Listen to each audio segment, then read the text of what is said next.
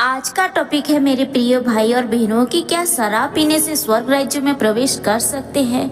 शराब के बारे में परमेश्वर का वचन क्या कहता है आज हम देखेंगे। एक कुरिन्थियों चैप्टर 6:9 से लेकर 10 वर्ष में यह लिखा है, क्या तुम नहीं जानते कि अन्यायी लोग परमेश्वर के राज्य के वारिस ना होंगे। धोखा ना खाओ, ना वेश्यागामी, ना मूर्ति पूजक, ना परस्त्रीगामी, ना लुच्चे, ना पुरुषगामी, ना चोर, ना लोभी, ना पियक्कड़, ना गाली देने वाले, ना अंधेर करने वाले परमेश्वर के राज्य के वारिस होंगे। इसमें साफ साफ लिखा है मेरे प्रिय भाई और बहनों कि ना पियक्कड़ लोग कभी भी स्वर्ग राज्य के वारिस नहीं होंगे। नीति वचन चैप्टर 21 वर्ष में यह लिखा है, शराब शराबी को उपहास का पात्र बनाती है, मदिरा उससे हल्ला गुल्ला करवाती है। जो मनुष्य उसके रास्ते पर चलता है वह बुद्धिमान नहीं है। एफिसियों 5:18 में यह लिखा है, और दागराज से मतवाले ना बनो, क्योंकि इससे लुचपन होता है, पर आत्मा से परिपूर्ण होते जाओ। मेरे प्रिय भाई और बहनों, परमेश्वर का वचन हमें साफ साफ कहता है कि शराब एक बुरी चीज़ है। शराब पीने से हम स्वर्ग राज्य में प्रवेश नहीं कर सकते।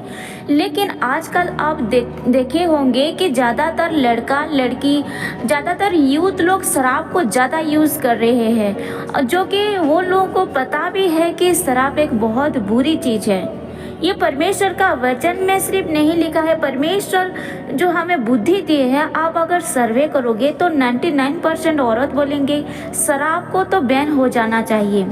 अगर खुद शराबी लोगों को भी आप पूछेंगे तो वो लोग भी बोलेंगे कि शराब अच्छा चीज़ नहीं है, शराब बुरी चीज़ है। शराब के बोतल में भी लिखा है कि शराब अच्छा चीज़ नहीं है हेल्थ के लिए। अगर आप डॉक्टर को भी पूछोगे तो डॉक्टर बोलेगा कि शराब पीने से किडनी खराब हो जाता है। 1 कुरिन्थियों 6:19 में यह लिखा है कि क्या तुम नहीं जानते कि तुम्हारी देह पवित्र आत्मा का मंदिर है। मेरे प्रिय भाई और बहनों, मंदिर को कैसे रखते हैं? मंदिर को साफ सुथरा अच्छा रखते हैं। तो परमेश्वर का वचन कहता है कि आपका देह पवित्र आत्मा का मंदिर है, उसमें पवित्र आत्मा का वास है। तो आप सोचिए, तो उसी मंदिर में अगर आप शराब को डालोगे, उसी मंदिर में आप सिगरेट को डालोगे, हर गंदा सा गंदा काम करोगे, तो क्या उसमें पवित्र आत्मा वास करेगा? 1 कुरिन्थियों 3:17 में यह लिखा है, यदि कोई परमेश्वर के मंदिर को नाश करेगा तो परमेश्वर उसे नाश करेगा, क्योंकि परमेश्वर का मंदिर पवित्र है और वह तुम हो। प्रियो, परमेश्वर अपने स्वरूप में हमको बनाए, इतने प्यार से हमको इतना प्यार किए कि वो स्वर्ग छोड़कर पृथ्वी पे चले आए, हमारे लिए, हमारे पापों के लिए जान दिए। तो जो श्वास हमारे अंदर वो दिए हैं, जो इतना प्यार से हमारे शरीर को बनाए हैं, गढ़े हैं, जो कि हमारा खुद नहीं है, ये शरीर परमेश्वर का देन है। तो उस शरीर को हम क्यों बर्बाद करेंगे? परमेश्वर का वचन साफ साफ कहता है कि जो कोई भी उस मंदिर को नाश करेगा, परमेश्वर उसको नाश करेगा।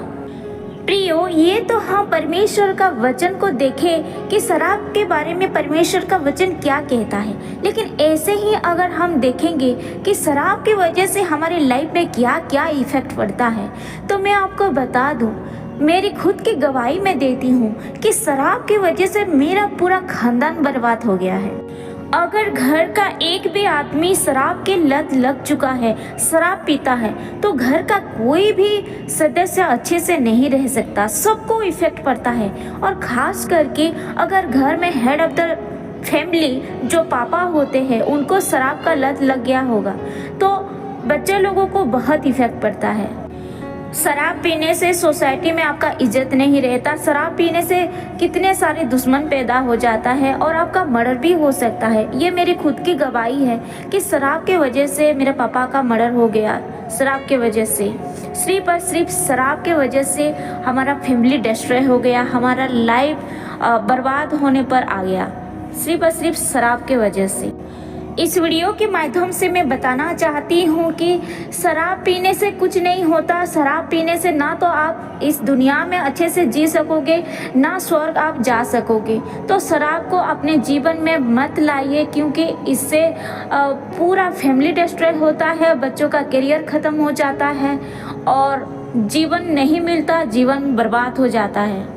समय बहुत कम है, परमेश्वर का राज्य बहुत जल्द आने वाला है, परमेश्वर बहुत जल्द आने वाले हैं। तो इस दुनिया के रीति रिवाज, ये सब शराब पी के धूत होना, मस्ती करना, ये सब को आप छोड़ के आप परमेश्वर के राज्य के लिए आप तैयार होइए।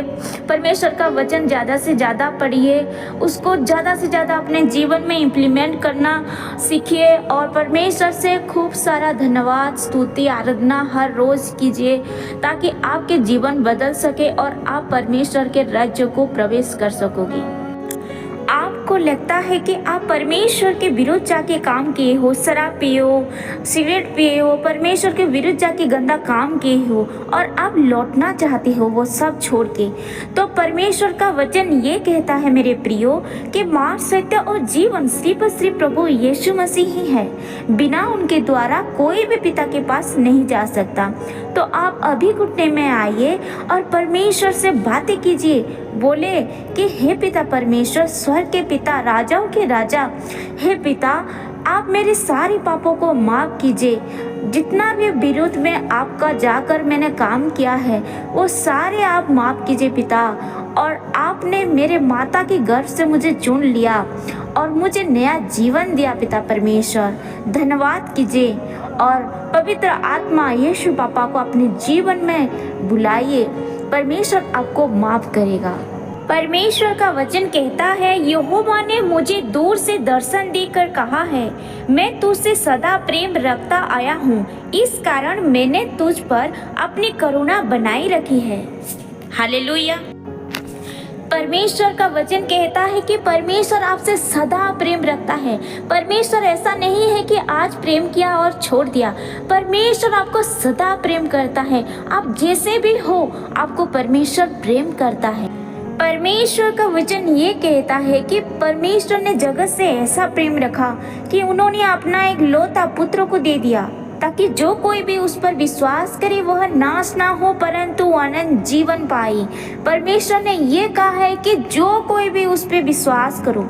परमेश्वर ने ये नहीं कहा है कि पर्टिकुलर मुझे क्रिश्चियन लोग विश्वास करेंगे तो मैं उनको जीवन दूंगा, पर्टिकुलर ये हिंदू रिलीजियस को टारगेट करके ये नहीं कहा है। परमेश्वर ने कोई जात, धर्म, जातवाद ये सब कुछ नहीं बनाए हैं। परमेश्वर ने इंसान को बनाए हैं। तो जो कोई भी परमेश्वर पे भरोसा करता है, यीशु मसीह पर भरोसा करता है, वो अनंत जीवन को पाता है। तो मेरे प्रियो, आज का टॉपिक में हम ये सीखे कि हम शराब को नहीं पिएंगे और हर गंदा चीज़ को छोड़ के परमेश्वर के राज्य के लिए तैयारी करेंगे। और मैं रिक्वेस्ट करती हूँ कि जो भी मेरे चैनल को अभी तक सब्सक्राइब नहीं किए हो तो आप सब्सक्राइब ज़रूर कर दीजिए और ज़्यादा लोगों को ये वीडियो शेयर कीजिए। Thank you. प्रभु यीशु मसीह आप सबको अभिषेक से भर दे। आमीन।